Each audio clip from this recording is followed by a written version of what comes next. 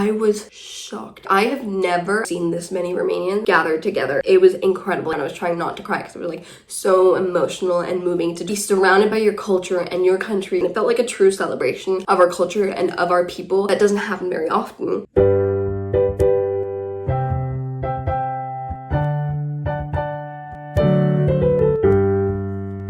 Hey guys, I'm Lisa. Welcome back to the Under the Spotlight podcast. It has been a while. As you can see, if you're watching the video version, which is always available on YouTube and Spotify, but if you just want to watch the audio, that's available on all podcast streaming platforms. I'm back home in Germany. I usually film at my house in England, which is where I stay for uni, but I'm back home for the summer, and it has been quite a while since I filmed an episode. So today, I'm A, going to be talking about the Euros, which I was so lucky to go to a couple days ago, and then B, is going to be a little catch-up episode. But yeah, I missed you guys. I've missed filming this, so let's go and get started with the podcast. If you can see this reflection of my ring light, I know you can. I need to find a better filming setup at home, but I haven't yet, so I'm just gonna start. Like I said, I went to the Euros on Tuesday. It is now Friday, so it's just been a couple of days, and I watched the Romania versus Netherlands match in Munich, which I'm Romanian, and it's been a really, really long time since Romania's even been in the Euros. Sadly, we lost, but to see us get to the 8th final was really, really cool. And in preparation for this episode, I actually rewatched my last episode just to remember kind of where I was at, and also it's been a while since I filmed a podcast, for like 2 months. Took a little break just to focus on my last little semester of uni. There was a lot going on, so yeah, but now I'm back. I'm also changing this podcast to be a bi-weekly podcast. I'm gonna upload every other week with some bonus episodes here and there when I'm up for it, but I just feel like if I stick to that, I'm much more likely to actually, post every 2 weeks, not, post 3 weeks in a row and then not post for 2 months. But yeah, in my last podcast episode, I actually talked about how I'd never been to a sports game. So now, obviously, that's changed. And what a way to start, going to see the Euro. I figured I'd just tell you guys about my experience because it was really, really cool, even though we lost. Just to be there and be around so many Romanians, it's absolutely sick. So I actually wasn't gonna go for multiple reasons. One, we didn't have tickets, but my mom is on this Facebook group with a bunch of parents from the school I used to go to that I went to for 12 years. And literally on Sunday morning, so 2 days before the game, someone offered to sell one ticket because they were going as a family, but the dad couldn't make it. So my mom quickly snatched up that ticket. She got it. She didn't go because she was having her birthday party with her colleagues from work. And my dad offered me the ticket, and I was like, no, you love sports, you like football a lot, like you care a lot more than I do. I feel like the ticket would be wasted on me, so you go. And we kept being like, no, you should take it, but I was like, no, I was insistent because like I'm not into sports really. Like if it had just been a normal game, I wouldn't have gone. Because it was Romania, obviously I went. In the end, I was like, no, you go. I was gonna pick my sister up from the airport because she's finally back for the summer as well, which I'm so excited about. Like having the whole family together again. It's so nice because we haven't been here at home together for more than a couple of days. When I say couple, like 1 or 2 since last August when she left. And yeah, I've just really, really missed her, and it feels very like comforting and nice to have your family all back together. So I was gonna go pick my sister up from the airport. Then my poor dad got sick. I felt so bad, so he was like, I'm not gonna go. Like he had a fever. He didn't want to torture himself or anything. So I was like, okay, then I'll go because it is like a really cool opportunity. And I did want to go. Ideally, like we would have gone together, but we only had the one ticket, obviously. So then he went to pick my sister up from the airport, bless him. And it was so incredible. I also found out that my cousin and my uncle, who's also my godfather, were gonna be there, which is awesome because I don't get to see them all that much. Though I did go to a wedding recently, which I'll also talk about, where I saw my whole family, and that was really awesome as well. But it was really cool to see them. Like the last time I saw them before the wedding was before COVID, like 2019. Basically, it's day of the match. I'm really sad because we actually ordered football shirts and they arrived on Tuesday, so they would have arrived in time, but I had to leave early to go to the dentist, which yeah, no one likes the dentist. That's why I feel like being a dentist, I feel like, is an interesting option to choose for a career. Because, like, you gotta be like, everyone hates you, Like, I don't personally hate dentists. I just hate going to the dentist, obviously. But, like, I'm really trying to not say anything that will get me canceled ever. I need to calm down. Anyway, so I went to the dentist that morning. Then I went to get my nails done. Very cute. And then I went to Marienplatz, which if you don't know is the center of Munich, and I was shocked. I have never, outside of like being in Romania obviously, which I grew up in Germany, so I love Romania and I love the culture, and I feel most at home like culturally and family wise in Romania, but I've never like really grown up there. Outside of Romania, I've never seen this many Romanians like gathered together, and apparently according to like facts, apparently, for the Euros, Romania has the 3rd highest number of fans for their country, like, showing up to games and all of that. It's Germany, which makes sense, we're in Germany. Then Turkey, which, again, makes sense considering there's a lot of Turks? Is that a word? Turkish people? In Germany. And then there's also a fair amount of Romanians in Germany. but the fact that we had the third highest when, like, you know, the Netherlands is right next to Germany, whereas Romania is a bit further away, and all of that, like, I thought that was really, really cool. Romanian fans really showed up. Like, we were chanting in the stadium, we were cheering, we were like singing. We sang the national anthem, and then we also sang the national anthem in the game because we were like supporting our team and all of that. Like, it was really, really sick. So I go to my name and I'll insert some videos if you're watching the video version. If not, it's on my TikTok, it's on my Instagram, in my highlights. Everything is at Lisa eftimescu, EFTIMESCU. So I show up, I'm at Mariam Plaza. You get there within like an underground, kind of like a tube train, right? Get there with the one, climb up the stairs, whatever. My jaw dropped. There's so many people in yellow shirts. So the flag, I actually have the flag I bought there, right here. Romanian flag, red, blue, yellow. But the shirt that the players wear is yellow. So everyone was wearing like yellow shirts or Romanian flags. Like I said, my shirt didn't arrive on time, which was really sad. I got my face painted like red, blue, yellow as well. Not my whole face, just on my cheeks. It was sick. It was incredible. Like being around so many Romanians. I was like walking around, I was trying not to cry because it was like so emotional and moving to just be surrounded by your culture and your country. When being Eastern European and being a former communist country, living in a Western country in Germany and in England, like there's still a lot of discrimination and xenophobia Romanians face. So being in Germany for the first time in my life, surrounded by so many Romanians, where I know I can walk down the street and like talk to people and I don't have to speak to them in German, I can speak to them in Romanian and they'll understand me and they can say my last name correctly and they can spell it correctly and like all of that. Like it's so beautiful and so powerful, and like I love living in Germany. I love growing up in Germany. I'm really grateful for all of it. Obviously, I don't expect Germans to speak Romanian to me or anything, but it was just such a beautiful moment of connection between my culture and people that I rarely ever get to see. And it felt like a true celebration of our culture and of our people that doesn't happen very often, especially because one of the drawbacks of like growing up in Germany is it led to me not being as connected to my Romanian culture as I would like to be. Moving here, you know, you have to assimilate. I speak Romanian fluently, but I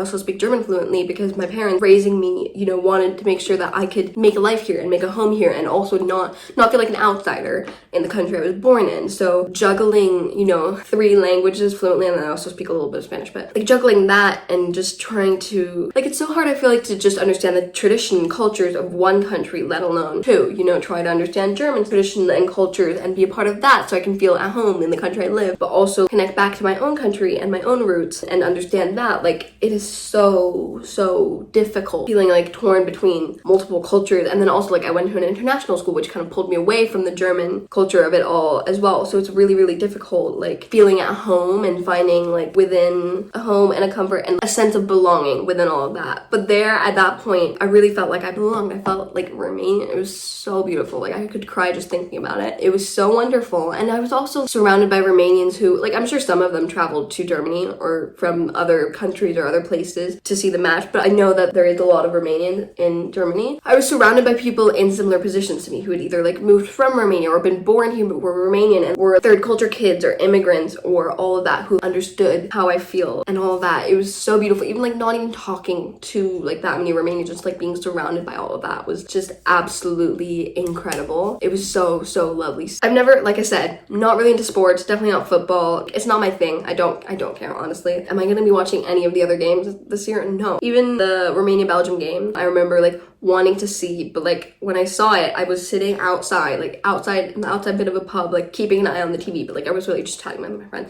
Like I care obviously because it's my country and I'd love for them to win, and going to the game, like I said, was so cool, but I'm not overly invested or anything. But that was the first time in my life, not even in the stadium, but that like was the first time in my life I was like, wow, I get sports a little bit more now. I'm like, I feel so connected to it. It was really cool and really beautiful to have everyone, like we all had like a shared goal, and we like everyone felt so united, and it was beautiful and incredible, and like I'm so grateful. Little intermission, I bought these wrist weight thingies. I saw someone off TikTok do it and I was like, this is actually a really smart idea, just to be like walking around. I like walking on my treadmill at like 4 kilometers per hour, 2.5 miles per hour, with like an incline of 12 for half an hour. It's harder than you think. It's kind of like hiking, like a mini hike, just like a steep walk. So it's like a decent workout, and I was walking with these, and yeah, I definitely feel it, but I thought I could do it, like do my hair with it, whatever, because then you like feel the weight. I feel like my arms are gonna get really heavy, but I forgot to put them on. But yeah, I'm so incredibly grateful. I'm never gonna have an experience like it again. Like, who knows? I mean, I'm hoping that Romania will be in the Euros again next time. Maybe they'll even make it to the World Cup. I don't know. That would be really sick. I don't know if I'll ever experience anything like that again. Because even if they do, like, I don't know what country is going to host the Euros next. I don't know if I'll, like, be able to get tickets, travel there, all of that. Like, that's a lot. Like, being able to experience this was a once-in-a-lifetime opportunity, and I'm so, so grateful for it. So, right, I was in, like, the center of town. Also, where were the Dutch people at? Because, like, I went to the stadium afterwards, and apparently there were, like, 2 or 3 times as many Romanians as Dutch people. I don't know if that's true, because from, like, the shirts, it did look, like, equal-ish. I don't know, but where were the Dutch people? Why weren't they in the square? Like, it really confused me that it was all Romanians, but I mean, there were a couple of Dutch people and a couple just, like, people going about their day, you know? But yeah, I was like, where are the Dutch people? Why is it all Romanians? I didn't mind, though. It was great. It was, like, lovely. It was, yeah, just an incredible, incredible bonding experience. So then it was, like, time to, like, you know, start heading toward the game. So I went back downstairs to take the underground train. I'm so grateful. The police did such a great job. They had barricades at the station, and then they would only let, like, groups of people in one at a time. I did not expect it to be that crowded. Probably should have known. Damn, I'm really feeling this first week. I feel like this is just gonna make the difference between my right arm strength and my left arm strength. My right arm is stronger than my left arm, even more defined, because I'm gonna move this one more during my makeup here. I'm just resting my arm on my armrest. Maybe I should lift it up.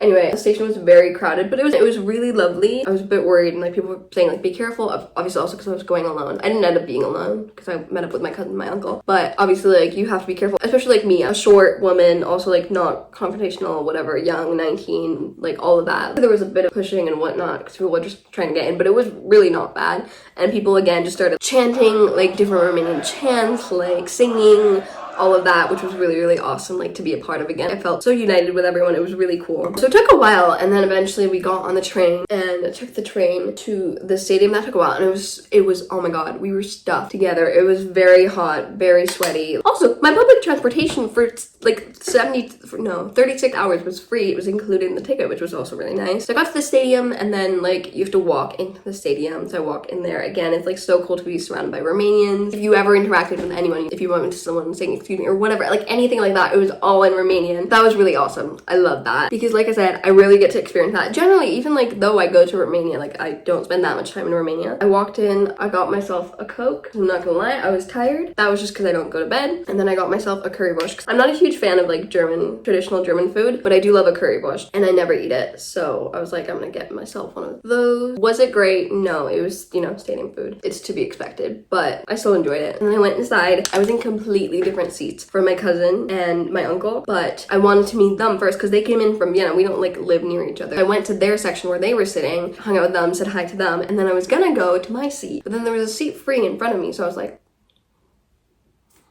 I'm gonna just sit down, stay here.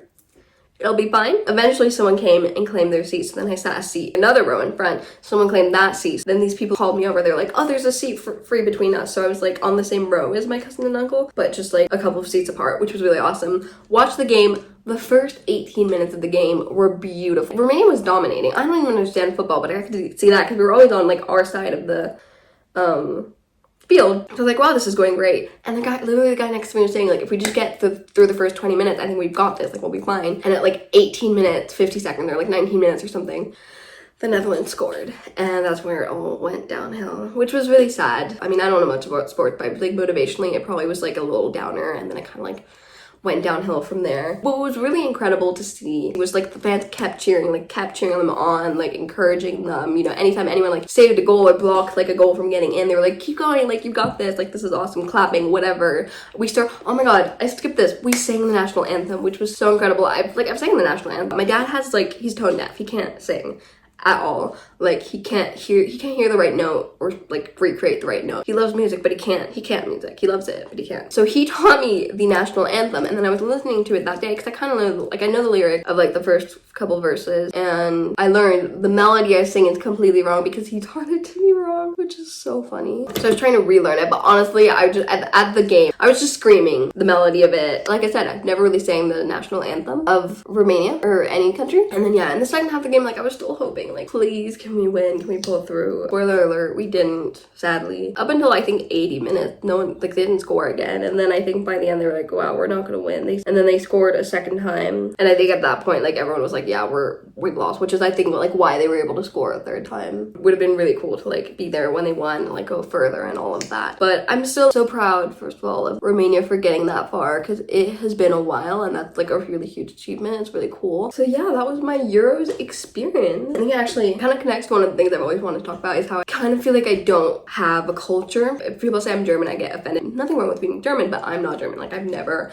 identified with that. I've never really felt German or anything. And I think a huge part of that is having gone to an international school, so I didn't connect with like the German culture of it all. And then obviously I feel really connected to my family and like visiting them, and I love Romanian culture and I love celebrating that. It's really, really awesome. I actually, the last 3 weeks, I finished uni about a month ago, but in the last 3 weeks after that of June, I was working on a project with my uni, but like it was independent of that. We were devising this R&D, research and development piece, like from scratch, which was a really incredible learning experience. That was really fun. And we were also using bits and pieces of Eastern European culture, like the book we were using as source material was Polish. Even having that be celebrated and recognized and acknowledged at all, like just a little bit, was really, really cool, because it never, ever happened in the West. Like, there's just so little Eastern European and Romanian representation in the media, aside from Dracula, which, you know, love Dracula, but that's not the be all and end all of Romanian culture at all. I've always found it hard to identify with a certain culture, because I didn't grow up in Romania, but I feel so violently Romanian, and I don't feel German, like I said, because I'm not. On my mom's side, I have like the tiniest bit of either German or Austrian blood, but other than that, I'm like literally purebred. I'm not a dog, but I'm like so violently Eastern European. Like, I'm Romanian at its core, and then also Russian, Ukrainian, Polish, Bulgarian, a little bit of Greek, which is technically Central Europe, but we're gonna slide there. I think that's it. Moldovan, obviously, because now the Republic of Moldova is its own country, but it's from the time where it was part of Romania. So I've always like identified deeply with that, and I love my culture. I love connecting to my culture, but because I didn't grow up there, I feel like there's so much I've missed out on. And like, I'm so grateful to have grown up where I was, and to my parents for all the sacrifices they made and all of that. Obviously, I am sad that there's a part of like my culture in my country that I'll never fully understand, because I didn't grow up there. There's so much of like culture and traditions you see from like living there and experiencing it and feeling connected to it and all of that. So it's always been like hard feeling distant from that, because I don't have that like connection to my country. And then obviously like I don't feel German. When I was in kindergarten and all of that, I feel like I felt more connected to my German as well. So I was like a baby, I was a child. So like any connection I had to like German culture kind of went away as I went to an international school. I mean, there's so many reasons I'm grateful for having gone to an international school. One of them being though, like I think in the past year I've become way more aware of xenophobia and discrimination against like Eastern European countries and Romania, because before that, having gone to an international school and being around so many different people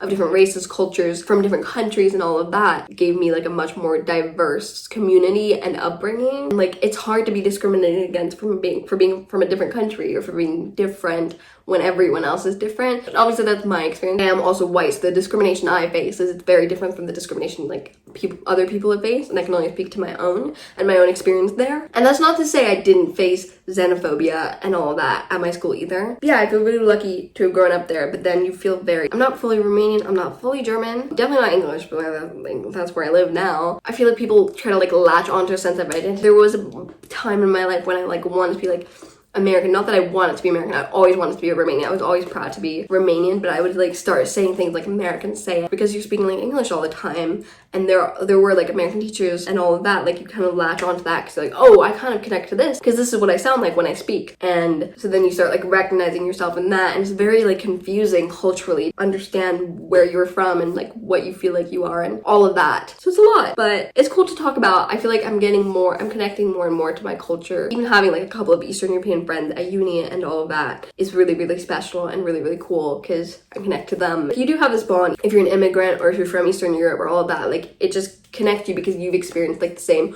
traumas and the same like incredible beautiful thing as they have. Like talking about Romanian food, which like a lot of Slavic food or a lot of Eastern European food can be similar or have like similar origins, is really cool. I remember for one of my Polish and Lithuanian friends, they had like the same birthday, so for that I baked them salamny biscuit, which I'll insert a picture of that here, but it's like a chocolate dessert. And my Polish friend had a version of it in Poland. My Lithuanian friend had a version of it in Lithuania. Like we all know that food so well and we love it so much, so we really like connected and bonded through that. It was a really sweet and special moment to like be able to share all of that. So I think as challenging as it is, it's brought me so much, and I have like an experience that is unique to me being Romanian, having grown up in Germany, having gone to an international school, all of that compiled to make me me and give me my identity, which is challenging at times because there's not a lot of people who share my identity, but it's also really cool and has given me a lot of like insight to like, different cultures and different ways of thinking and different practices and different traditions and all of that. Anyway, I'm gonna stop ranting about that now. To sum it up, the Euros were great. I paid attention to that whole football game. I remember I was always saying like,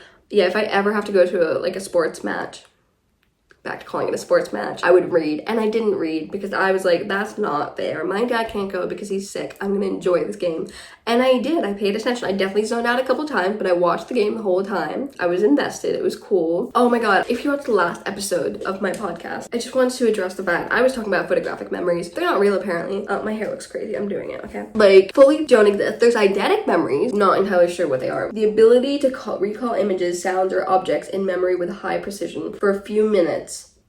Well, basically, kind of like a photographic memory, but it's not actually photographic. I was talking about how it must be so cool but weird how like people with photographic memories see the world differently from like the rest of us, you know, people without photographic memories. All that to say, this is not an educational podcast. We do not fact check things. If you want that kind of vibe, you're not gonna get it here. But yeah, like I said, I thought I'd give you guys a little life update on my life the past months just because I haven't filmed a podcast episode in forever. I have missed it. I basically had my last semester at uni. I mentioned in my last episode that I was doing this project where we had to use like a really strong memory and kind of create a story around that of like either like a humiliating moment or a rite of passage in our life. So I did that and that was really, really cool. It was so incredible watching people create their own theater pieces about really powerful and some of like really heartbreaking moments in their lives. I was so proud of like my whole year and the way everyone's pieces like came together, and so many people were so talented, did such an incredible job. It was really challenging also because like you had to like make your own piece. You were the only person on stage. Like it had to just be you and you were like playing different characters. You know, you really had to take yourself back to like the moment that you were exploring and like think about your sensations then and like your experience. The moment I chose, I talked about a little bit last episode. I wrote a piece basically about a moment in my life where I had a group of friends who all like treated me really, really badly, and like it was a very unhealthy friendship, and I was such a people pleaser, and I still am, but I've like grown from it, grown to like not letting myself be treated like that, not like standing for it as much as I did then. So it was a really cool moment the last week of creating my piece where I actually finally fully stood up for myself against them. And obviously like I wasn't saying it to them, I was just creating the piece, but I was like fully saying like, you treated me like shit and I deserve so much better than that. So there was like this incredibly cathartic moment of actually like standing up for myself for the first time fully, which was really, really cool. I also saw a statistic. Like I said, this is a fact-based podcast, that apparently if you get past the first 12 episodes of your podcast, like you've made it past more than like 80%. I can't remember what the statistic was. Wow, I'm really good at this. But basically one more episode and I will have made it. The last term of uni was really, really cool. Like had a lot of fun. I had to turn into an animal. I chose a tiger, and it was a huge like awesome lesson about like transformation, and my arm is so tired. Learning how to physically transform into something else, and like you have tried to be physically accurate in terms of like the breath and the movement of the animal and all of that as best you can, obviously as a human, but also like try and get in that mental state and mentally transform and believe you are a tiger, you're another animal, and getting into that mindset. It was really, really cool because that's the kind of stuff, even if you're not going to play an animal necessarily, which you might, like it was a really, really cool thing to learn. And actually, speaking of being an animal, I went to London with my roommate. It was incredible. It was so fun. We went for just 2 days and we saw 3 musicals. It was sick. But one of the musicals we saw was The Lion King, and it was so good. It was by far the best opening number of a musical I have ever seen in my entire life. It was so beautiful. I cried. Like, it was just so moving, so powerful, so well done. I loved it. I'm not gonna spoil it, but there were some really cool surprises and everything that were so, so cool to have experienced. We also went to see Mamma Mia, which we watched Mamma Mia, I Have a Dream, which was like a competition to be the next Sophie and Sky on the West End, and we loved it. And we actually voted for the people who won, and then we got to go see them. Sadly, we didn't see the Sky. Tobias Turley, he was off that day, which was really sad. But we did see Stevie, and oh my god, Naz Murray as well. She plays Donna. She is incredible. We also had to do like a song sharing as part of our course. In our singing lessons, we were working towards like performing a song, and the task was obviously a singing task, but it was mostly about embodying that character, and she gave me so much inspiration. Her singing The Winner Takes It All was so incredibly beautiful. I cried at the end because it was just so, so good. Cried at The Lion King, cried at Mamma Mia, and of course cried also at Frozen. We went to see Frozen with Samantha Barks, and I obviously love Samantha Barks. And the song I actually did was On My Own from Les Mis, which she did in the Les Mis movie, and she was incredible. Like, she's so good, and she brought so much like raw emotion and passion to that like I wanted to embody that and like show that. Hope I did her justice, but she was incredible. I also cried. Literally the minute she came on stage and she started singing singing because her voice is just insane, and it like definitely has this quality of it that like obviously having listened to on my own so much and being a fan of hers, like I recognized her voice instantly and I was like, oh my god, I can't believe this is real. I can't believe I like get to listen to Samantha Barks right now, like on the West End. This is sick. This is incredible. Why did I do such tiny braids? So that was so cool. And yeah, I've just solidified some friendships with my friends at uni and like gotten closer to my roommate and other friends as well, and that's been really lovely. I love them so much. And yeah, it's really weird to be gone for 3 months now from uni, like having so much time off and being gone from them for so long is definitely gonna be strange. I think because we're a drama school, so like these are the only people you really spend like, you know, 30 hours a week with at minimum. More really, because we're in from 9 to 5. What is that? 8 hours, 40 hours a week. Like, we spend so much time together. It really does feel like a family. Most people are like away from home for the first time, whether that is, you know, like me in a whole different country, or for other people, you know, just a drive away or a couple of hours away. Either way, it's all of our first time going through that, and we're going through it together. And because we see each other with the people at drama school, it really does feel like we're very like close, tight-knit family, which is really cool because we're all really close, and it can be really annoying because, you know, family annoys you. But in the last episode, I also talked about trying to live in the moment last episode, and I feel like the best way to start like living in the moment is not try to be living in the moment and just like experience the moment without trying to, which is like way easier said than done. Like I'm still working on that, trying to figure that out. But I had this other really cool moment in class. In one of our classes, we have to do this thing where basically we pick any song, literally anything, happy birthday, that you know inside out, and then you have to sing it, but instead of like singing it like happy birthday, whatever, you sing each note for as long as you can. So you like take one breath and then like ha for as long as you can. It's not supposed to sound pretty. It's about like singing the notes, and for each note you make eye contact with one person. It's called the song exercise.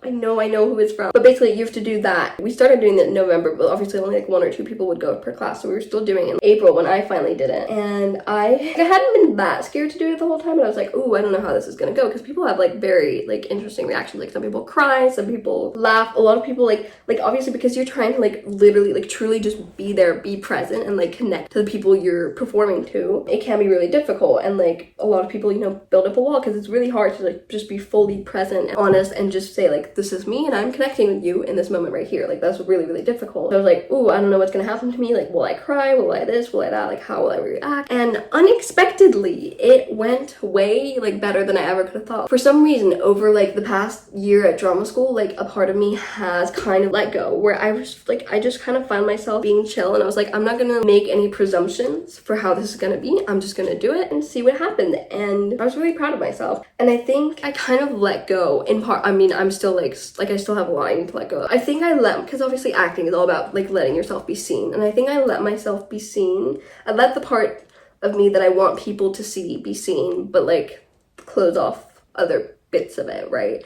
So there's still a long way I have to go. But in that moment, I did find myself able to kind of like let go of like trying to control what would happen and just connect. And I wish I could explain, like if you're like an aspiring actor and you're trying to do that as well, and like literally trying to do this specific exercise and you're struggling with it. Most people struggle with it. Even like if I had done it in November when we started doing it, I would have struggled with it, I know. But somehow like over that time, I think I let go a bit of this version of myself that I wanted to be and just kind of be. I just was me into like the version of myself that I wanted to be, that was put together and always like responsible, like knows what's going on, all of that. I stopped trying to be that person to some extent. I think part of that was also like my sister is a lot like that, and she actually is like that, at least from like what I can see. And like I think I'm naturally not, but as a kid I was such a stressed kid for no reason that like I wanted to be like that, so I'd stress myself into being like that. I was like, oh, this is how I am, but I don't think it is. And I think actually I'm a bit more scattered if I'm not trying too hard not to be, allowing myself to be a little bit more scattered and letting go of this like version of myself that I wanted to be, that was like put together, that was responsible, and you could go to for anything.